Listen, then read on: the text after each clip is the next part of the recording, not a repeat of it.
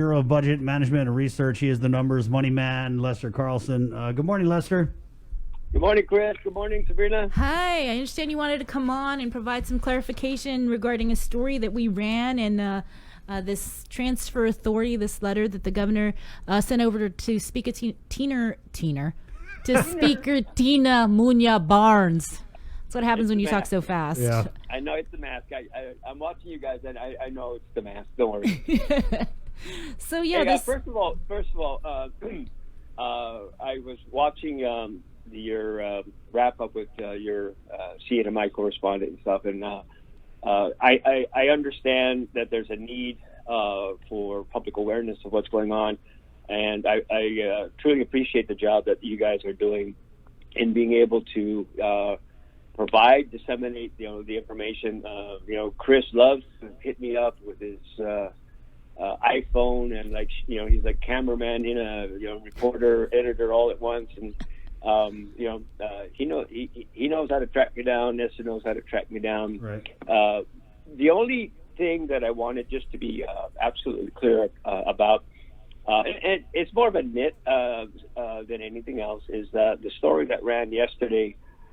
It says that it ends by saying it's not clear if the $7 million is on top of the $4 million the governor indicated back in March that would be needed to cover the mandatory quarantine protocol. Right.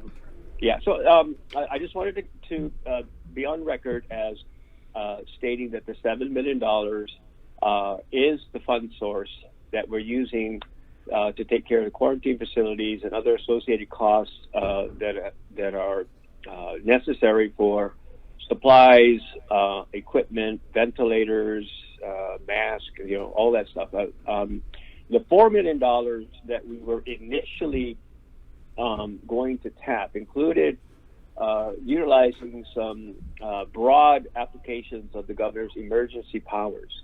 And that included taking monies from agencies that we traditionally have no authority to take money from, including the judiciary and the legislature. But given the broad nature of the statute, given the public health emergency, we were going to, and these are all general funded agencies. So we were going to expand the ability to pick mangoes from somebody else's tree.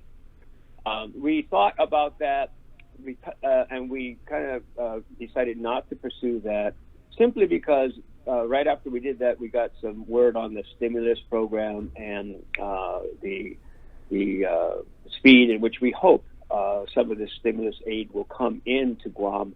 Therefore, we thought, okay, well, listen, let's not impact specifically the judiciary and the legislature unnecessarily.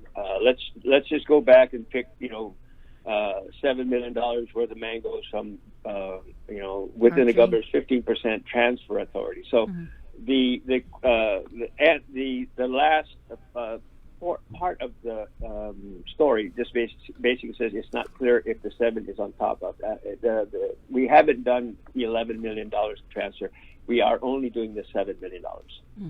Okay, so that's cleared up. $4 million out the door. We're just taking the $7 million based on the letter that we sent on April 2nd to the speaker. That money's coming from GPD, DOC, DYA, Guahan Academy Charter Schools, UOG, GCC, Public Health, and the Commission on Decolonization. I'm not sure if I got all of them in there, but that's where the money is coming from, or has Pretty been. much.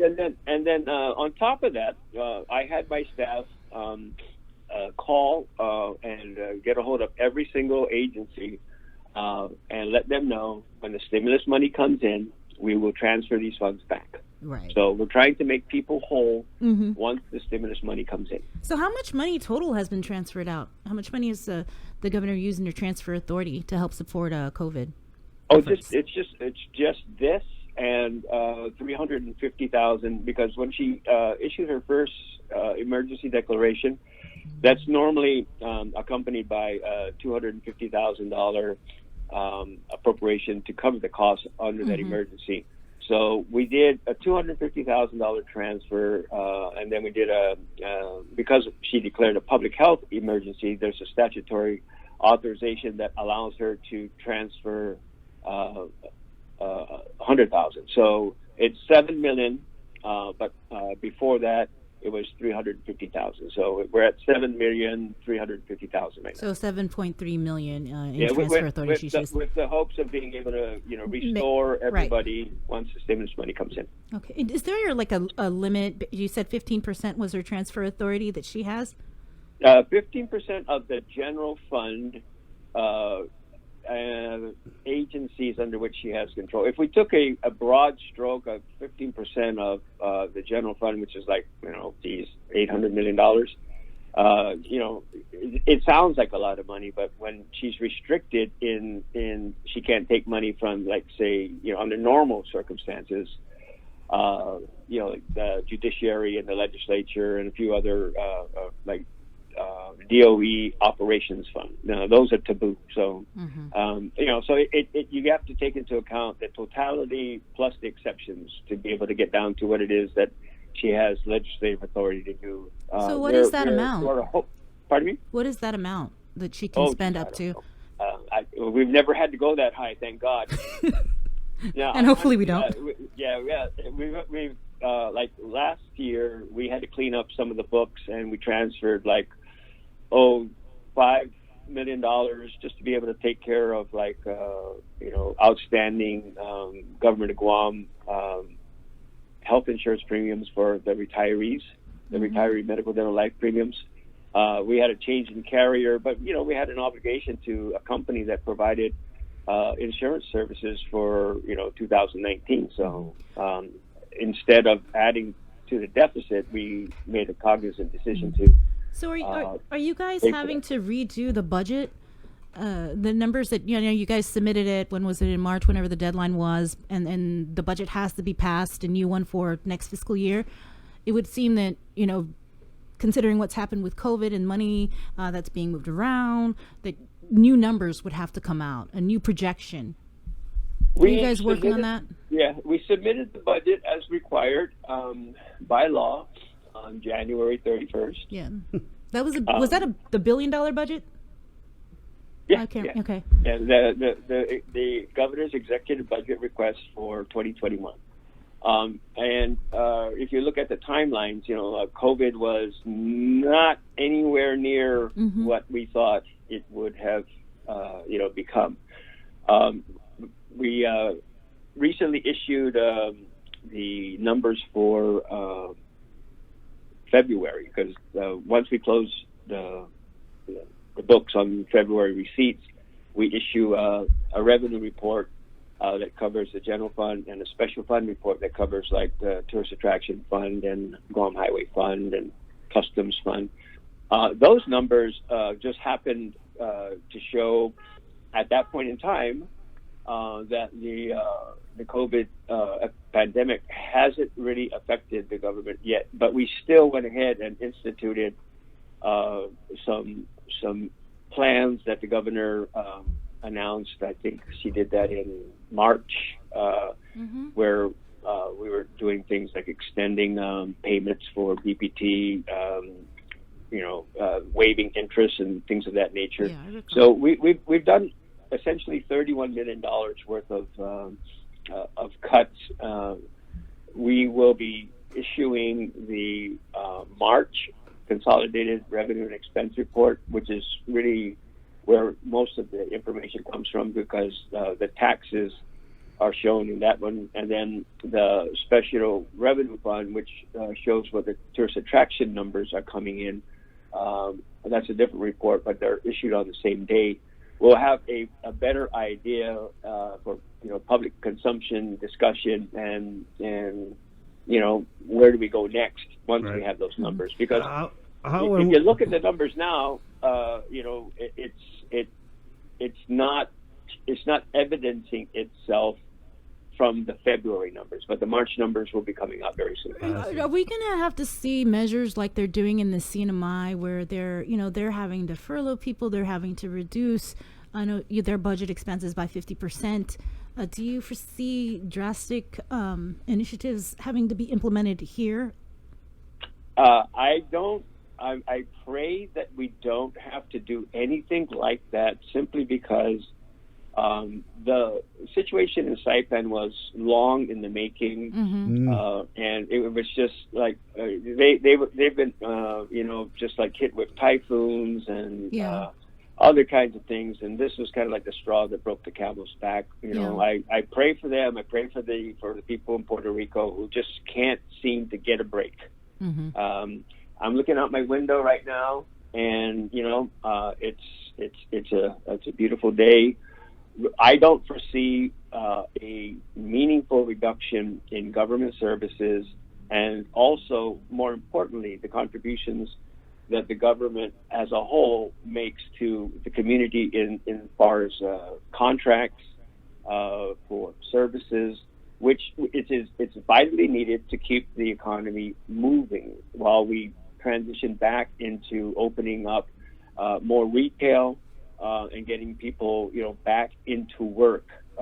Hopefully the plans to stand up the unemployment benefits to Guam, the stimulus money, and other federal programs will be received on Guam quicker, so that we can get the aid out to people quicker, to then hopefully have a little bit of a stopgap between now and when the new fiscal year begins. So we have a better idea of where we are with respect to regaining some semblance of normalcy. I can't tell you right now that we're going to do X, Y, and Z, because the numbers that I have right now and the reduction in tourist arrivals that we announced back in March were predicated on having 300,000 less tourist arrivals and the associated financial impact that resulted in. We're probably going to have to revisit those numbers, particularly as it relates to the tourism industry. And somebody was asking whether or not the Roosevelt crew occupying rooms in Tumon is going to be like a injection. Well, under normal circumstances, it would be a windfall, because they would be out and spending money, but they're not out spending money. They're in the hotel under quarantine. So there's a benefit, but does that benefit, is it a true extension of what would normally occur with people in the military staying, in 2 months? No, but stay tuned.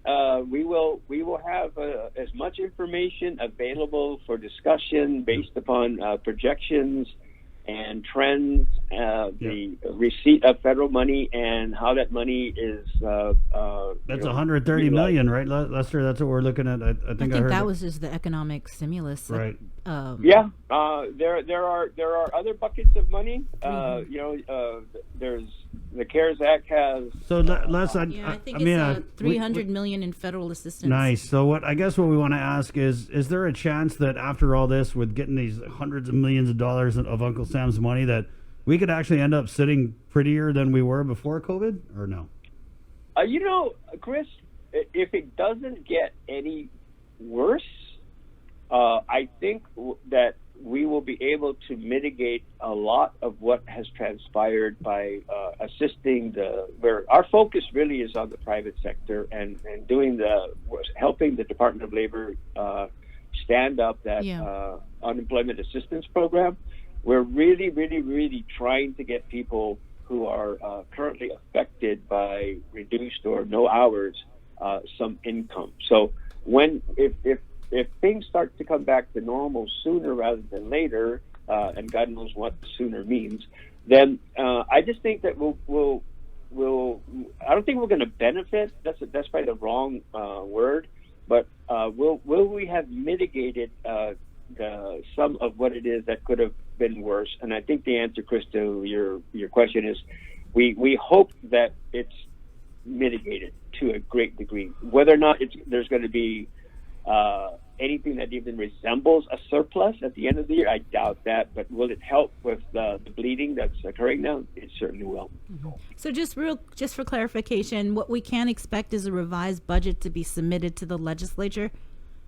I'm sure we're going to have to, Yeah. because everything that we did was based upon information and projections that it starts with revenues that we're comfortable achieving, and then we allocate to agencies accordingly. And that was done. The revenue adoption that we presented to the governor that she approved, that was done in like late December, early January. So yes, there has to be some real, frank discussions on revenue.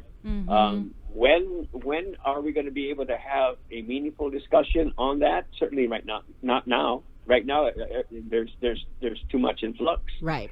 But that's why the process is what the process is. Normally, these budget hearings begin in June. Because the legislature is required by law to pass a budget by August 31st. So, we'll know more, and hopefully the longer time, period allows for the dust to settle and things to come back a little bit back to normal. So are you guys already anticipating when this happens? If we're still on these orders, is there going to be like a Zoom thing where they're going to be able to ask you questions about, the money situation? Is that you mean the legislature? Yeah. Yeah. Yeah. I mean, the only thing about that is we've been trying to do some stuff, here within the administration, and it takes patience, and it takes some order, because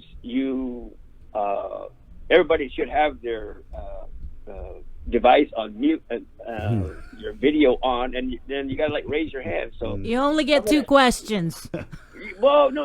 Lester, they might mute you if you're saying stuff they don't want to hear. They'd be like, mute. Well, see, that's the thing. I mean, we don't like those numbers. Yeah. You guys know what it's like being in a public setting at a public hearing.